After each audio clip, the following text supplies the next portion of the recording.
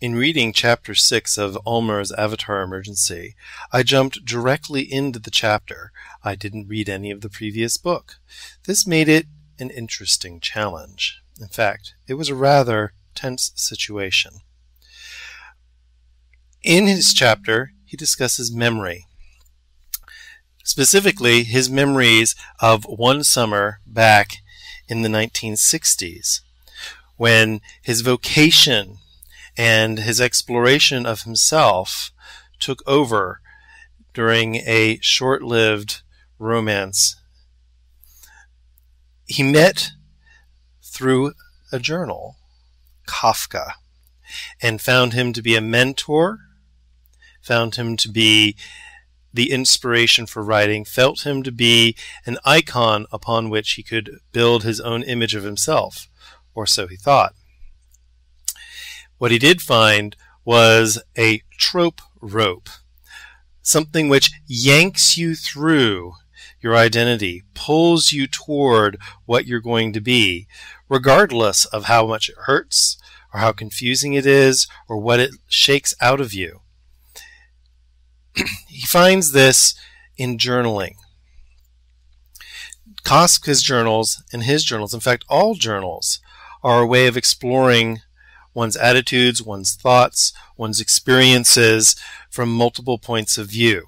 I've journaled since I was very young, both online and physically. Ulmer uses this chapter to talk with himself. He's continually shifting from second person to first person and back again. It actually becomes very confusing because we're never quite certain, is this the present Ulmer or the past Ulmer? But what he does discuss is the effects of reading and writing. In reading, we are a participant that helps create the final product. We are involved with the material itself. It simply isn't poured into us, and all of the information given to us, we have to digest it and become a part of it.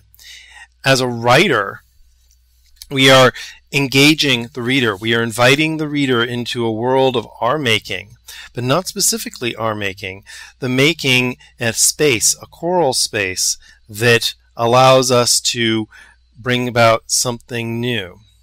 The nature of an avatar, well, we aren't certain if it's nature or if it's nurture, but avatar is constructed. It simply doesn't come into being. It comes out of experiences. It comes out of our backgrounds.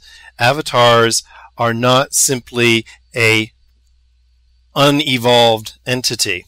For Ulmer, the movie Avatar, in which we visit the world Pandora, the living tree or life tree, is a similar image for him as the changing point in the garden, the olive garden. He then mentions, and for me it's a very important thing, how a narrative through the Bhagavad Gita has influenced his works. I personally love the Bhagavad Gita and have not actually explored it as much as I would like. It has inspired me to move back toward it. And that inspiration could be considered as being whispered by daemons. In ancient Greece, these were bringers of knowledge, bringers of inspiration. In Ulmer's Electricity, it is the voice that says no, that brings us into nothing. But it's from nothing that everything is built, from which everything comes. An avatar is built upon experience. It comes from nothing and evolves into an identity, into an interactive icon. It becomes something more than an original intent. One way we reach into this is by equating a writer to a player. The player who plays the avatar, who enters into the game space, is writing the event, writing the reality, writing the avatar. Avatars are images, they're icons, they're a entry point for which we can go into Korra through a moment of flash reason. An author, an artist, a maker, that's what we become as we enter into an avatar. But the avatar is not ourselves. Well, it might share aspects of ourselves. In gaming itself, I've always loved to play multiple avatars, multiple characters in online gaming. And I've always been known to have alt-itis, because when no one else agrees with me, I just log on and agree with my alts.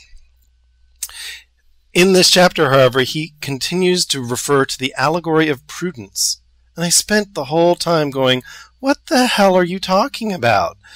Until he finally, near the end of the chapter, mentions that prudence is that moment, that clarity point, where everything becomes something understandable or something graspable. It becomes its own punctum. One of the images from this chapter that I loved absolutely best was his mentioning of pulling the pigs out of the swamp by their tails. And this image grabbed me, for I always feel like I'm stuck in the swamp. But I think this reading needs a little more. I would like it to settle down like the glass on the left. However, Ulmer is very much like Vatanza. He's continually stirring and keeping things in motion, keeping it so that we have to continually look for meaning and find it for ourselves. All of these resources and images that we used, I created none of them, and can be found on the web or in Ulmer's Avatar Emergency.